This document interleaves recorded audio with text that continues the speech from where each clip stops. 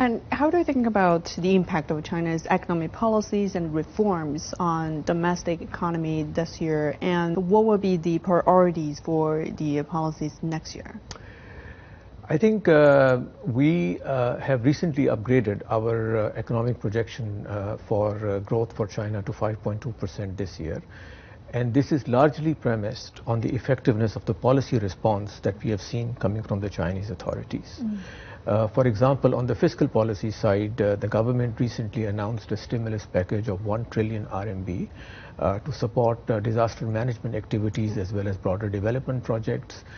We know that the local governments were asked to fully utilize their local government bond quotas so as to catalyze spending and expenditure at the local government level. On the monetary policy side, we saw that there were cuts in the policy rate, which led to an increase in the aggregate level of social financing available in the economy, which led to greater availability of credit. On the financial policies side, a cut in the mortgage rates in order to support the weaknesses that we saw in some of the property sector areas.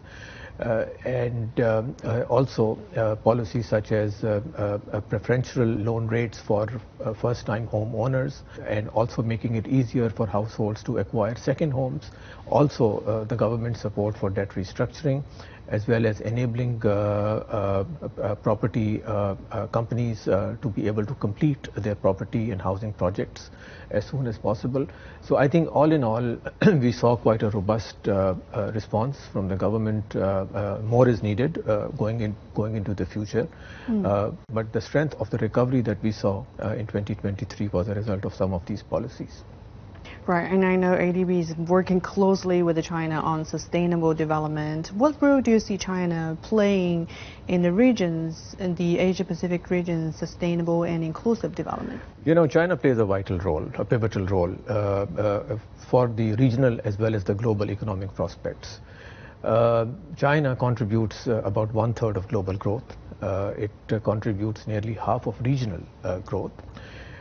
It is one of the largest trading partners for many countries, perhaps over 140 countries. It remains a central part of the global and regional supply chains. China is also at the forefront of dealing with the global challenge of climate change. It is the world's largest renewable energy producer. It is a global manufacturing hub as well. So I think there are many ways in which China continues to influence and impact the global and the regional economies, and it continues to play a vital role.